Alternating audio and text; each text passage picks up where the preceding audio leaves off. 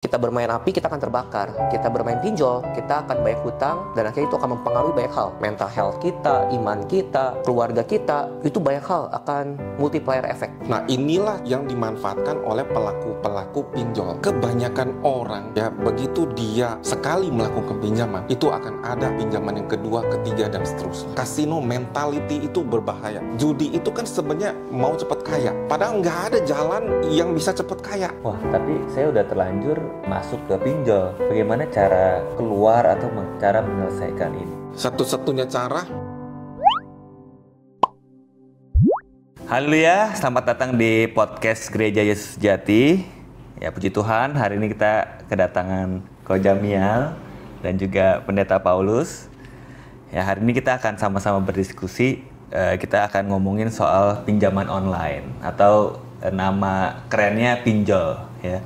Karena memang belakangan ini nih, Kok sama Pendeta, kita lagi booming banget di masyarakat mengenai pinjaman online ini, ya, mengenai pinjol ini.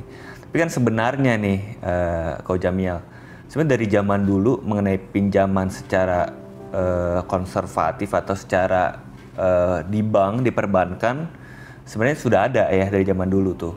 Tapi kenapa pinjaman online ini sekarang menjadi booming dan apa bedanya sih sebenarnya pinjaman online dengan pinjaman-pinjaman yang sudah ada dari zaman dulu itu sih?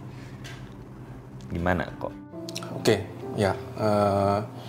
Pertama-tama dari pinjol dulu ya. Memang pinjol itu definisinya adalah pinjaman online atau dalam bahasa aslinya itu peer-to-peer lending atau fintech lending, ya, itu adalah sebenarnya sebuah platform yang mempertemukan antara pemilik dana atau lender dengan yang mau meminjam dana atau borrower, ya. Nah, ini sebuah platform yang mempertemukan. Jadi sebenarnya ini mempermudah, ya, antara yang butuh dana dengan yang memiliki dana. Nah, bedanya kalau seandainya dengan pinjaman yang konvensional itu nggak ketemu, ya, karena si peminjam yang membutuhkan dana itu dia akan minta kepada pihak bank, ya. Memang pihak bank itu sebagai penyalur kredit, ya, atau pinjaman, dan pada akhirnya bank yang akan melakukan assessment, ya, akan melakukan penilaian apakah si peminjam ini layak untuk diberikan pinjaman. Jadi yang membedakan antara pinjaman online dengan pinjaman yang konvensional adalah di situ.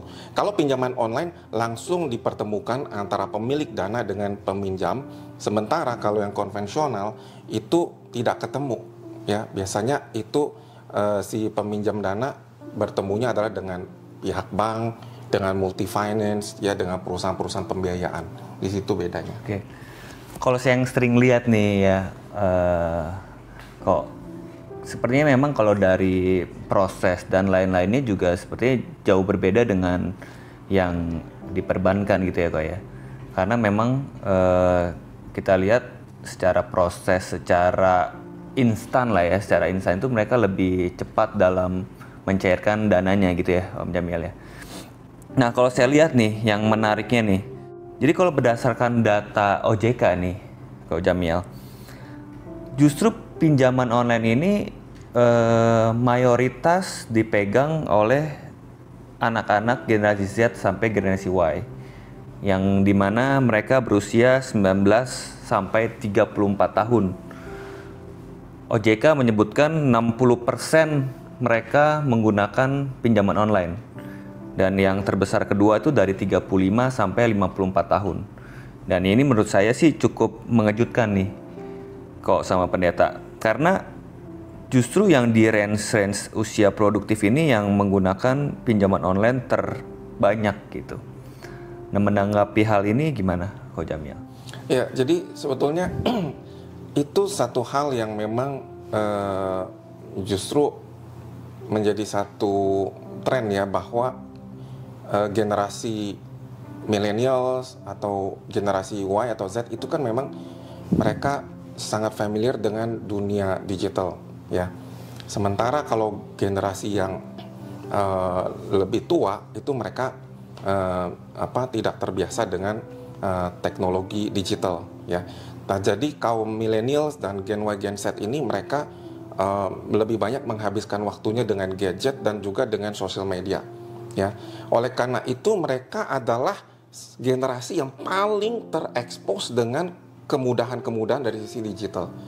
Nah, inilah yang dimanfaatkan oleh pelaku-pelaku pinjol, ya, dengan fleksibilitas, kemudahan, tidak seperti banking prosesnya ya, butuh assessment, bahkan pinjaman itu bisa cair berminggu-minggu ya, nggak instan ya. Sementara kalau pinjol ini relatif waktunya lebih singkat ya, dan juga lebih mudah untuk si peminjamnya itu mendapatkan dana tanpa melalui prosedur, tanpa melalui satu proses yang bertele-tele ya, melalui satu risk management seperti di bank gitu.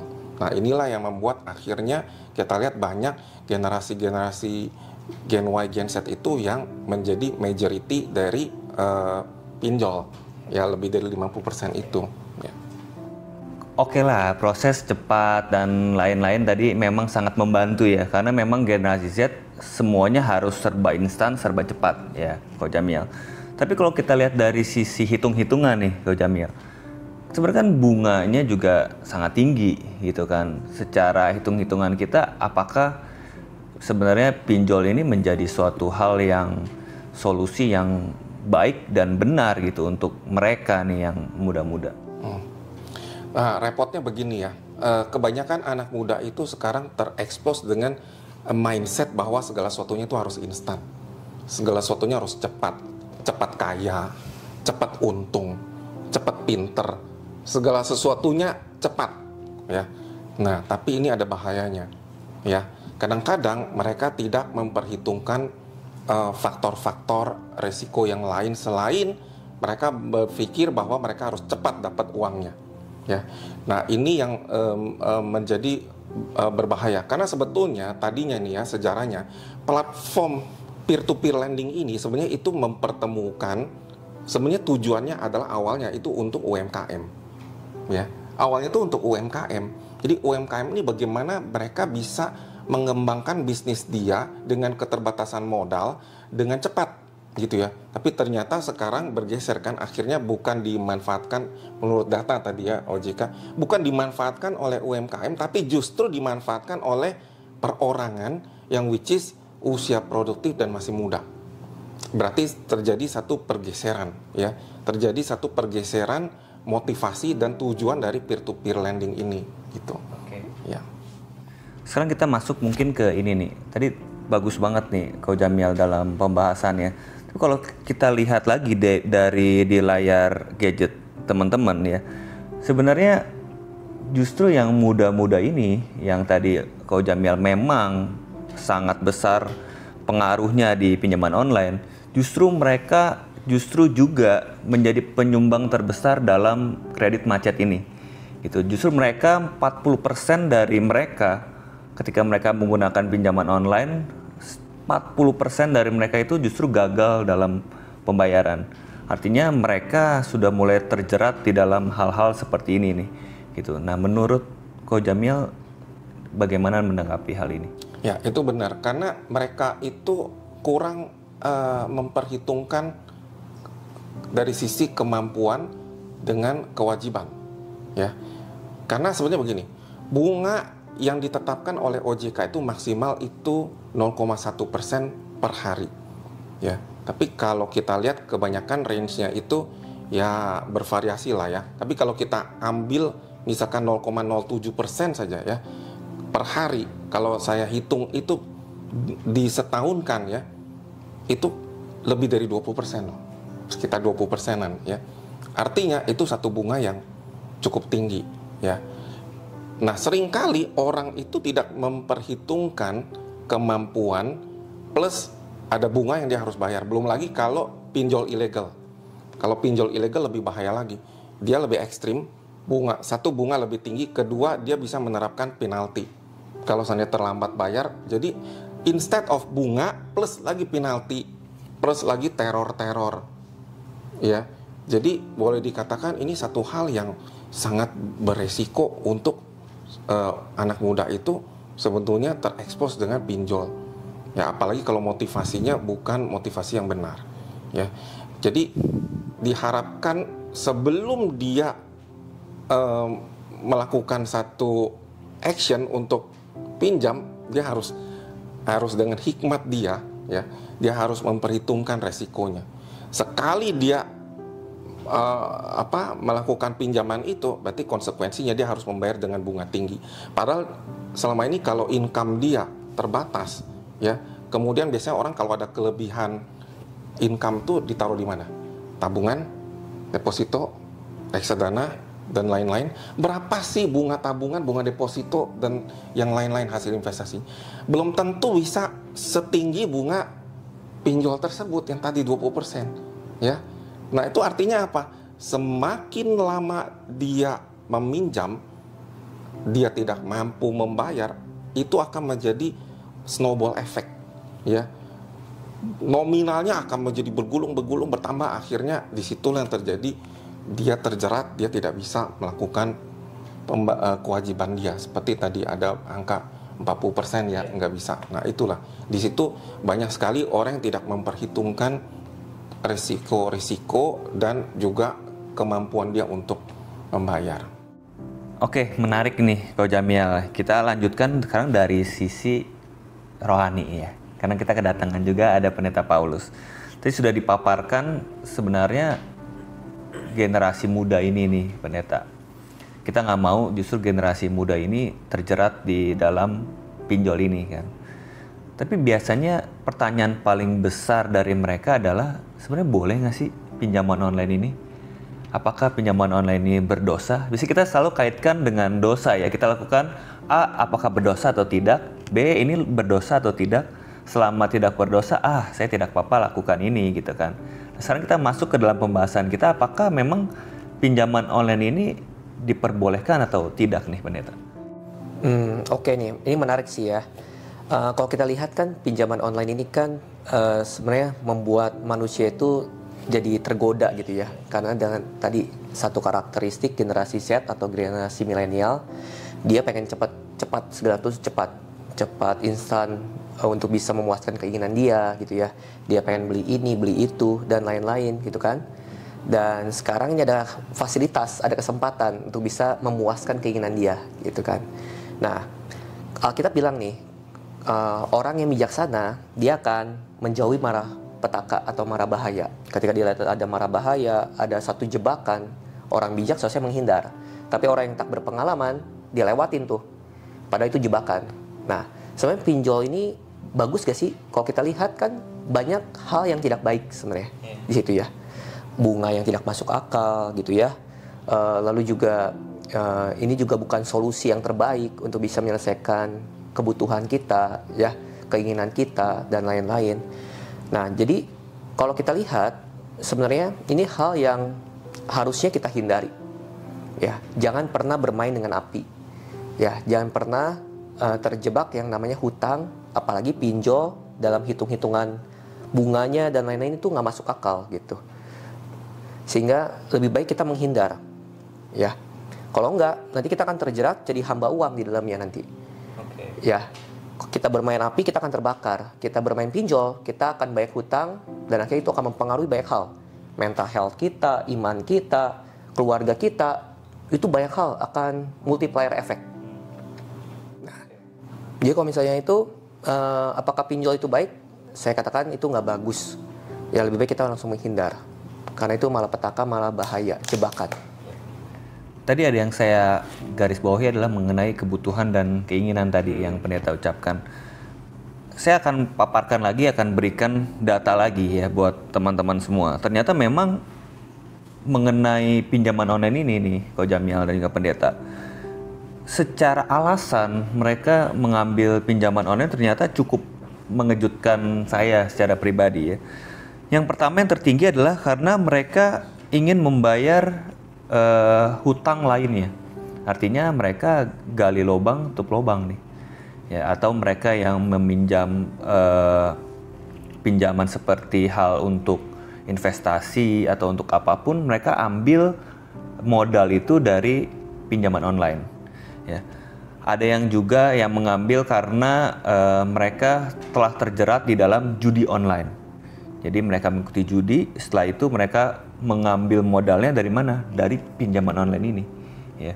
Terus selanjutnya adalah bagaimana mereka mengambil pinjaman online ini ternyata bukan untuk kebutuhan secara darurat, secara mendesak. Tapi mereka mengambil ini untuk kebutuhan gaya hidup mereka. Jadi begitu banyak mereka yang mengambil seperti pay letter ya, kalau Jamil atau pendeta sering dengar kata-kata pay letter. Mereka untuk membeli apa sih, handphone, untuk barang-barang mewah lainnya. Dan mereka tidak menggunakan uang mereka secara pribadi, tapi mereka mengambil pinjaman online untuk membeli hal-hal tersebut. Gitu. Nah, mungkin saya masuk ke pendeta Paulus dulu. Bagaimana cara mereka sebenarnya untuk menekan hal-hal ini dari sisi rohani? Karena sebenarnya tadi kita udah tahu dari pendeta Paulus bahwa ini sebenarnya sangat tidak disarankan atau tidak diperbolehkan gitu kan. Tapi karena hal-hal alasan-alasan inilah akhirnya mereka terjebak untuk mereka mengambil pinjaman online.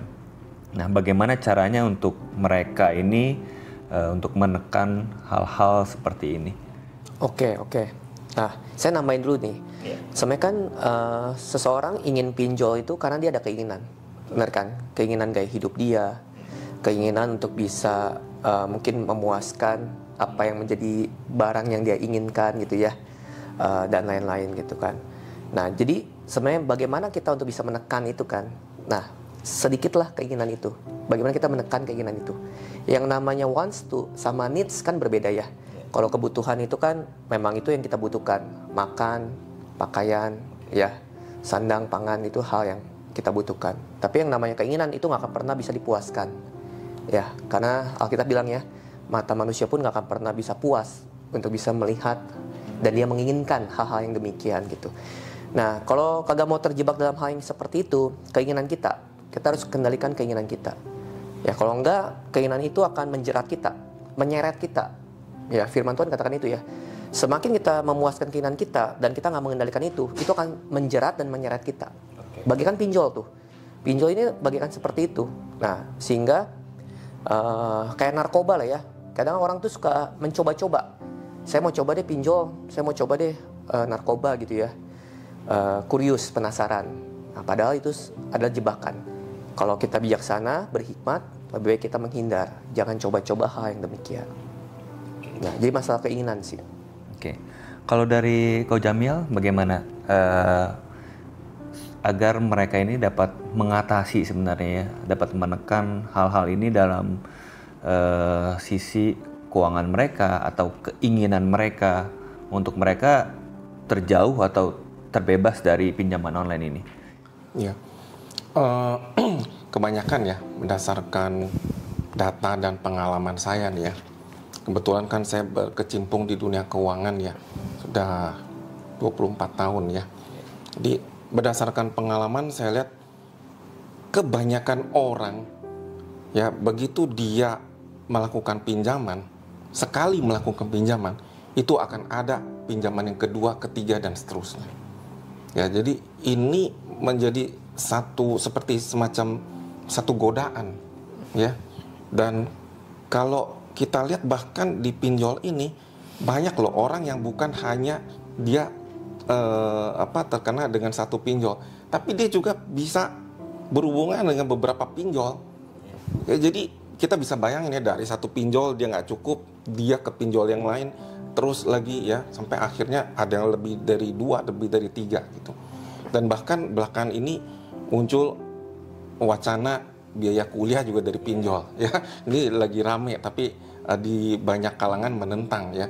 Jadi nah ini menjadi satu pola bahwa sekali kita mau mencoba, sekali kita mau melakukan pinjaman itu hati-hati, karena itu bisa jadi kita nanti tergoda untuk melakukan yang berikutnya ya. Dan bisa terjadi akhirnya tadinya mungkin masih bisa terkontrol ya, tapi nanti semakin berlarut-larut itu semakin lost control ya. Semakin dalam semakin lost control dan sulit untuk keluar, sehingga akhirnya banyak yang terjadi gali lubang tutup lubang ya. Untuk menutupi pinjol yang satu dia lari ke pinjol yang kedua ya. nanti dari pinjol kedua lari lagi ke pinjol yang lain gitu ya. Dan lebih parahnya lagi kalau dia lari lagi, ini kan yang mendapatkan izin dari OJK itu ada 101 ya. Yang tidak dapat izin tuh banyak ya, bahkan yang ilegal itu OJK pernah tuh lebih dari 200 tuh udah disanksi ya, udah ditindak. Nah, kalau kejeratnya yang ilegal makin dalam lagi. Ya, karena bunganya udah super duper lebih tinggi lagi ya, dan juga ditambah lagi dengan penalti denda ini itu. Ya. Jadi sebaiknya kita dari awal itu jangan membiasakan percobaan untuk meminjam ya. Makanya kita harus mulai dari apa yang saya selama ini saya sharing kepada banyak orang adalah manusia itu hidup itu harus punya perencanaan ya. Kalau kita nggak melakukan perencanaan ya, itu sebenarnya kita sedang merencanakan kegagalan ya. Jadi kalau kita sudah mulai ada penghasilan, itu sebenarnya di situ kita sudah mulai harus lakukan perencanaan keuangan. Perencanaan keuangan yang baik sehingga akhirnya apa? Kita tidak perlu meminjam karena kita segala sesuatunya sudah terencana tuh. Kita ada income sekian, kita alokasikan sekian persen per bulan, sekian persen kemana, sekian persen. Bahkan kita harus sisihkan dari awal tuh 10% untuk dana darurat. Kalau kita dari awal kita disiplin melakukan perencanaan keuangan ini, sebetulnya kita nggak perlu pinjam. Ya, darurat pun dalam kondisi darurat pun kita juga ada alokasinya. Ya, tapi memang again tadi sesuai dengan fakta dan data bahwa kebanyakan adalah karena faktor keinginan, bukan karena faktor kebutuhan. Nah, faktor keinginan inilah yang membuat seseorang tuh tidak bisa mengendalikan dirinya. Di situ tidak ada self control dan akhirnya dia melakukan ya segala hal termasuk meminjam untuk memenuhi keinginan dia padahal belum tentu dia butuh. Itulah inilah yang kita harus sama-sama educate ya. Kita educate ke sebanyak mungkin orang untuk pentingnya melakukan perencanaan keuangan. Dan yang paling penting adalah apa? Jangan melihat orang lain. Lihatlah kepada apa yang ada pada diri kita, bukan lihat kepada apa yang tidak ada pada diri kita. Ya, kita lihat diri kita cukup, ya kita nggak usah pusing kalau orang lain ada yang lebih dari kita. Kita harus merasa bersyukur, merasa cukup dengan apa yang ada pada diri kita. Ya, baru dengan demikian kita bisa mengendalikan diri kita dari hal-hal yang tadi terjerat kepada hawa nafsu, keinginan dan sebagainya yang pada akhirnya justru membuat hidup dia berantakan. Sebenarnya ada nggak sih, Ko Jamil, dampak langsung ya, sepertinya efek langsung ketika mereka menggunakan pinjol ini, gitu. Jadi kalau kita mungkin secara jangka panjang mereka tidak terlalu memikirkan ya, karena anak-anak muda kan dia perlu ada konsekuensi langsung baru mereka tersadar gitu ya. Sebenarnya dengan efek pinjol ini sebenarnya ada nggak sih dalam kehidupan mereka yang terdampak langsung gitu loh? Iya, kalau dia sudah terjerat pinjol pasti ada impact ya. Kita lihat di beberapa di lingkungan kita lah, entah di lingkungan kantor, ya di beberapa komen dari teman-teman itu banyak sekali yang kantor tuh menerima telepon dari debt collector, ya. Sebenarnya bukan hanya pinjol, kredit card juga sama ya. Jadi sebenarnya kredit card dan pinjol ini 11-12 lah, ya sama-sama berbahaya ya. Jatuh ke tangan kredit card, jatuh ke tangan orang yang benar itu bermanfaat, tapi jatuh ke tangan orang yang nggak benar ini seolah-olah dia punya extra cash, gitu ya. Padahal namanya kredit card, ya, bukan debit card. Kalau debit card didebet dari saldo kita, kredit card ini duit orang sebetulnya, ya. Nah, jadi kita harus bisa gimana ya namanya, jangan sampai kita tuh beranggapan bahwa kita mau memiliki sesuatu tuh gampang, ya. Ada ini, ada itu, ada pinjol dan sebagainya. Jadi kembali lagi kita harus apa yang ada pada diri kita, ya itulah kita hidup, kita jalani, ya kan. Di Timotius bahkan ada itu ayat mengatakan asal ada makan dan pakaian cukup. Ya mungkin nanti pendeta bisa tambahin ayat itu.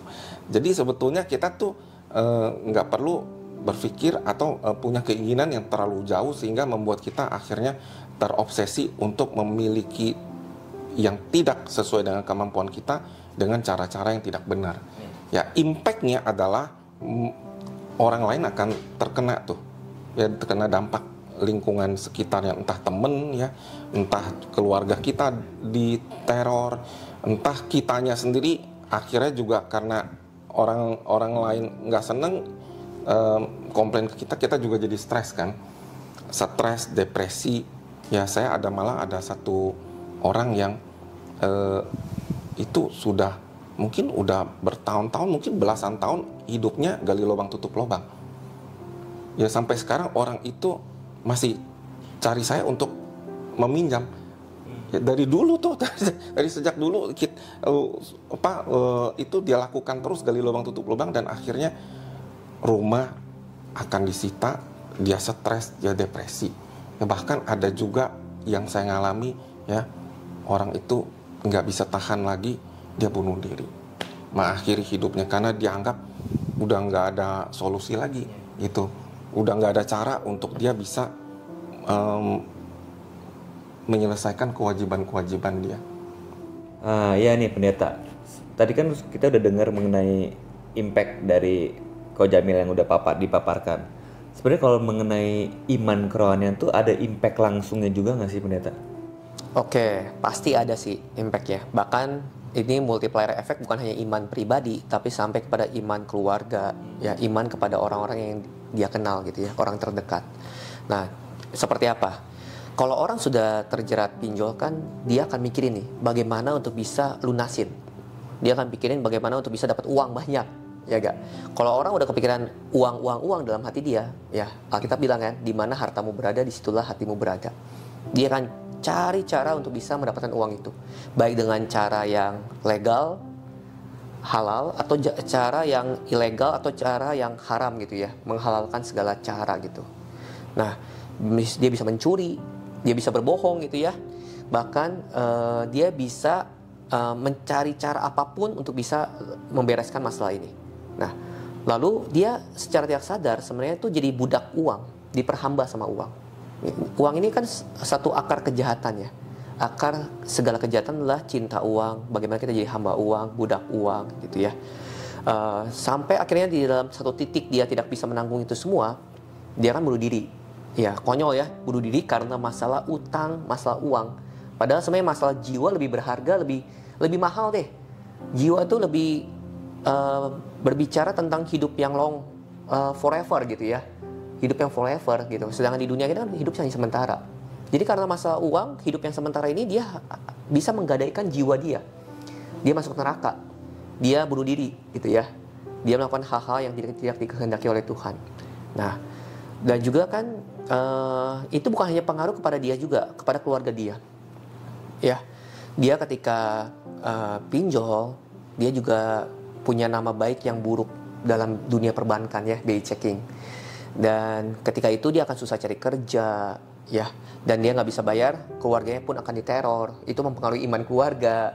Dia meninggal pun nggak beres, belum tentu beres gitu ya. Bahkan orang yang masih hidup, keluarga dia, orang yang terdekat itu akan diminta, ditagih untuk bayar gitu. Nah itu kan artinya benar-benar saudari kita harus pikirin nih, rekan-rekan ya, pemirsa nih, pikirin gimana nih kalau misalnya kalian udah tahu dampaknya sangat besar seperti ini, jangan pernah mau coba-coba. Ya karena bukan hanya kepada iman kalian, iman keluarga dan lain-lain, dan ini berhubungan juga kepada hidup kekal kalian gitu. Seperti itu sih jadinya. Ini menarik nih pendeta. Kalau gitu sebenarnya ada nggak sih tips and trick untuk kita nih ya, para pendengar nih, untuk terhindar dari hal-hal seperti ini? Ya, sebenarnya kita bersyukur ya punya Alkitab ya. Alkitab itu kan buku kehidupan. Dia memberikan kayak manual books bagaimana kita menjalani kehidupan yang tenang, kehidupan yang bahagia. Nah, yang pertama bagaimana ya supaya kita tidak terjerat seperti itu. Ada satu ayat Alkitab dalam kitab Pengkhotbah pasal 4 ayat 6. segenggam dengan ketenangan lebih baik dibandingkan 2 genggam jeripayah. Kita punya uang banyak kayak 2 genggam gitu ya, tapi kita nggak tenang. Kita pinjem uang itu banyak gitu ya, kita pengen memuaskan keinginan kita, tapi kita nggak tenang. Ya lebih baik secukupnya, seadanya, kemampuan kita. Kita kerja dapat segenggam ini, tapi dengan tenang gitu, damai sejahtera. Hidup itu kan bahagia, ya gak? Artinya self control kita. Apa sih kebutuhan manusia yang mendasar? Asal ada makanan dan pakaian cukuplah. 1 Timotius pasal 6 ayat 8 kan. Nah, jadi itu kebutuhan dasar manusia. Kita mau nggak belajar untuk bisa berkata cukup, puas, bersyukur. Ya, kalau kita terus cari, kita dapat 2 genggam, tapi nggak tenang. Apa sih kebahagiaannya gitu? Apa untungnya buat kita? Lebih baik cuma segenggam aja, tapi dengan tenang gitu. Nah, jadi itu self control kita ya. Harus bedakan antara kebutuhan dengan keinginan. Ya. Lalu juga yang kedua, kita juga harus bisa berserah kepada Tuhan gitu, karena Tuhanlah yang sumber daripada segala berkat. Dia akan memelihara kehidupan kita, yang kadang-kadang nggak bisa dihitung dengan kalkulator manusia, tapi kalkulator Tuhan itu berbeda dengan nalar manusia gitu, logika manusia, kalkulator manusia. Kita perlu berserah. Ya, apa yang menjadi kewajiban kita, kita memberikan perpuluhan, kita berikan perpuluhan itu kepada Tuhan. Apa yang kewajiban kita kepada keluarga, orang tua, kita berikan. Apa yang menjadi bagian kita untuk bisa kita nikmati, ya nikmatin gitu kan. Nah, itu kan hidup yang bahagia, hidup yang tenang gitu. Buat apa kita akhirnya memuaskan hawa nafsu kita, keinginan kita. Kita punya 2 rumah pun, kita cuma bisa tinggal 1 rumah. Kita punya banyak baju di lemari, kita hanya bisa pakai baju 1. Kita banyak uang, tapi kita cuma makan sehari 3 kali. Lebih baik banyak makan, banyak penyakit. Ya gak? Kalau kita memuaskan hawa nafsu, keinginan. Nah, jadi itu self control kan. Itu salah satu daripada buah Roh Kudus. Lalu juga nanti mungkin Ko Jamil akan bisa lebih memaparkan ya masalah literasi keuangan, planning. Ya, Alkitab sebenarnya udah bilang, kalau kita membangun menara nih, tapi kita nggak hitung dulu biayanya, nanti orang-orang akan mengolok kita nih, menara itu nggak akan jadi. Artinya hidup ini perlu ada planning. Semut aja, dia dikatakan apa sih dalam kitab Amsal pasal 6? Dia menyediakan roti di musim panas dan mengumpulkan makanannya pada waktu panen.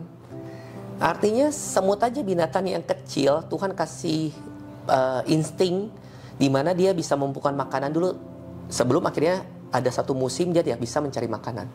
Nah, kita pada hari ini generasi muda ya, generasi milenial, alpha dan lain-lain, kita perlu ingat bahwa hidup itu kita harus mempersiapkan buat nanti pensiun dan lain-lain ya. Jadi kita harus nabung gitu. Alkitab udah bilang kan, kita harus jaga-jaga. Semut aja bisa lakukan itu, apalagi kita manusia yang berhikmat, diberikan hikmat oleh Tuhan. Kita harus jaga-jaga itu dengan baik. Ya enggak? Tadi kita banyak membicarakan mengenai keinginan, hawa nafsu dan lain-lain ya, Ko Jamil dan juga pendeta. Tapi kalau memang tadi dari Ko Jamil ada sempat disebutkan kita harus menyisihkan untuk keuangan untuk darurat. Ya. Tapi kalau memang keuangan darurat itu sudah dipakai dan juga memang ada kebutuhan darurat lainnya, apakah sebenarnya pinjol ini menjadi solusi untuk kita akhirnya mengambil pinjol ini gitu? Sebenarnya banyak alternatif ya yang kita bisa lakukan ya. Jadi sebelum kita sampai kepada keputusan untuk itu, sebetulnya kita harus lakukan assessment ya.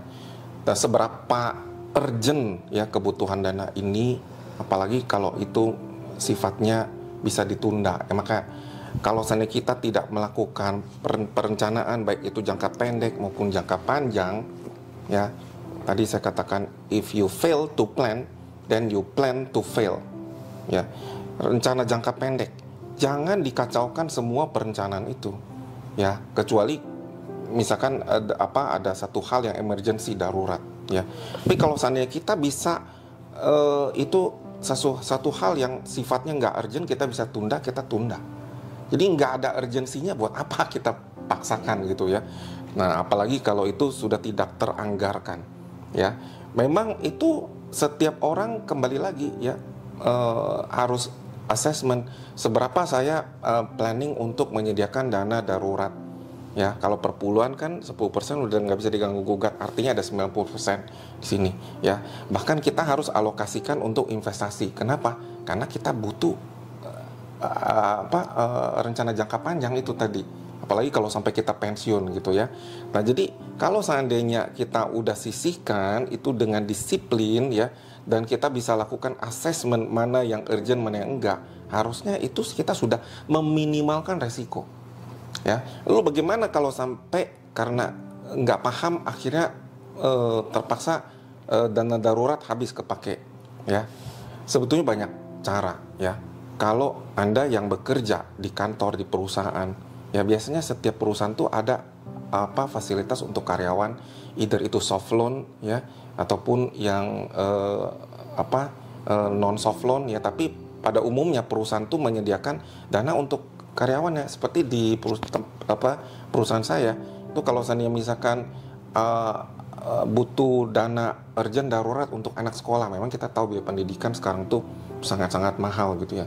Nah itu perusahaan bisa mengalokasikan pinjaman untuk karyawan tersebut ya, tentu disesuaikan pinjamannya nilainya berapa, biasanya kan 3 kali gaji gitu ya.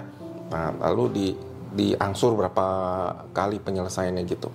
Atau misalkan untuk dana darurat, misal orang tua sakit mendadak, nah itu ada fasilitas seperti itu. Nah lebih baik manfaatkanlah fasilitas-fasilitas itu ya, daripada kita kepinjol ya, karena itu kalau yang kepinjol itu pada umumnya nanti bunganya akan jauh lebih tinggi, dan juga biasanya kita akan tergoda untuk melakukan pinjaman yang berikutnya kalau misalnya ada yang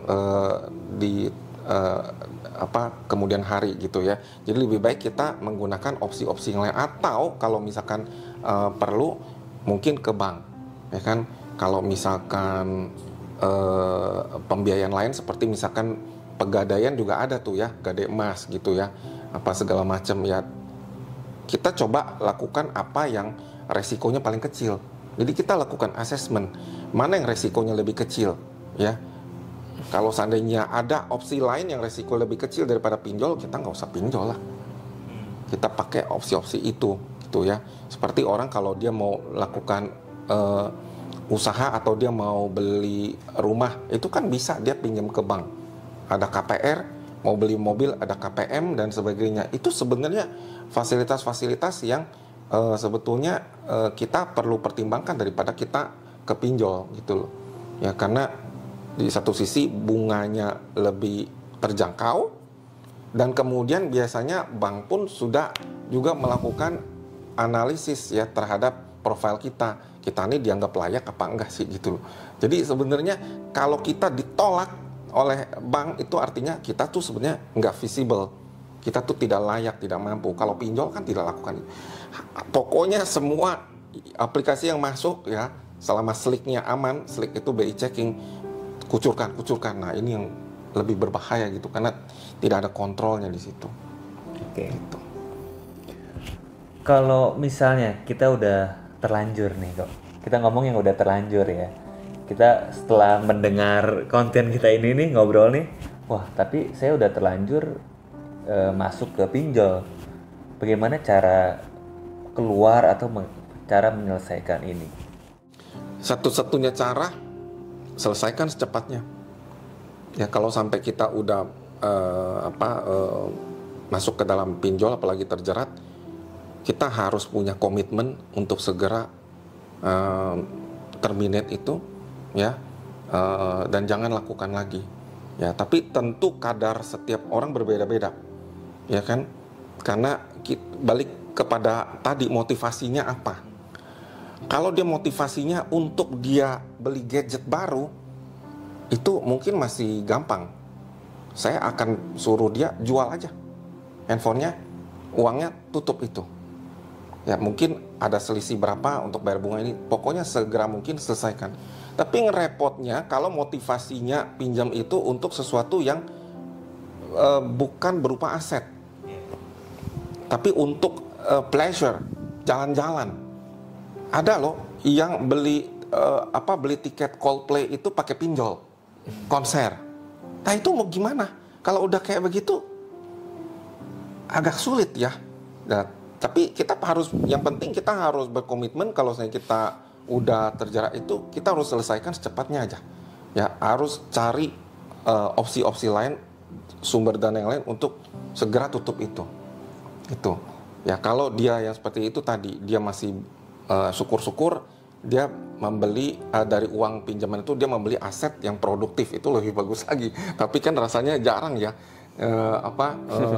Menurut data gitu ya, kecenderungan kan untuk gaya hidup, ya kan, gadget masih bisa jual ataupun apa ya gitu ya. Tapi kalau duitnya udah habis kepake untuk foya-foya, pleasure, apalagi duit pinjaman dipakai juga untuk judi. Jadi ini udah jatuh tertimpa tangga pula kalau judinya jadi mental kasino. Nah ini yang berbahaya, kasino mentality itu berbahaya. Mentalnya pokoknya segala sesuatu instan. Judi itu kan sebenarnya mau cepat kaya, padahal nggak ada jalan yang bisa cepat kaya. Ya jalan, ya memang proses gitu loh. Ya segala sesuatu tuh mau kita hidup lebih, kita di dunia keuangan tuh kita sebut financial freedom ya, bukan kaya. Seseorang ingin mencapai satu level financial freedom ya, itu ada prosesnya. Lihat teori Abraham Maslow. Itu piramidanya ada. Jadi nggak ada orang bisa melahirkan seorang anak dari dulu sampai sekarang lebih pendek daripada 9 bulan. No. Itu artinya apa? Semua ada proses. Semua ada proses. Seseorang itu bisa mencapai satu level financial freedom, itu ada proses. Nggak instan, nggak langsung. Ya. Jadi jangan kita berkeinginan terlalu tinggi tapi tanpa sadar, tanpa memiliki kemampuan yang sebetulnya tidak nyampe ke situ. Jangan mencoba untuk FOMO ya, fear of missing out ya. Oh aduh, takut saya nggak diterima, takut saya nggak selevel gitu. Ada yang kayak begitu. Jadi demi supaya dia nggak FOMO, dia melakukan hal-hal seperti itu di luar kemampuan dia. Ya, meminjam tapi bukan untuk kebutuhan dia. Ya.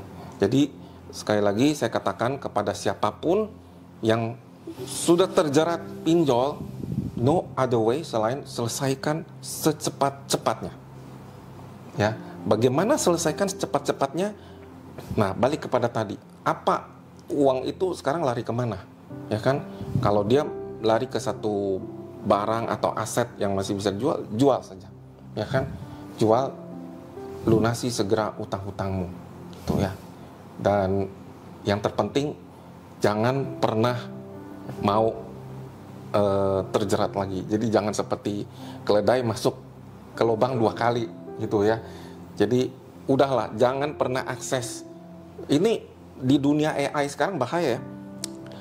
Kayak kita coba deh tes. Kita sekali cari data mengenai pinjol ya. Itu begitu kita akses sosial media, itu akan sesegera mungkin pinjol itu nyamperin kita loh. Itu kan algoritmanya bahaya ya. Jadi jangan sampai kita sudah selesai, kita mencoba-coba lagi. Ya, di situ bisa jadi kita kalau nggak kuat, kita bisa tergoda lagi dan terjerat lagi. Jadi kalau sudah kita selesai, yang kedua nextnya jangan kita terjerat lagi. Itu. Nah, dari saya sih tambahan sih ya. Sebenarnya Alkitab bagus ya, dia memberitahukan juga gini. Ada seorang istri Nabi, dia berhutang kan. Lalu penagih hutang datang mau mengambil kedua anaknya. Dia datang ke Elisa.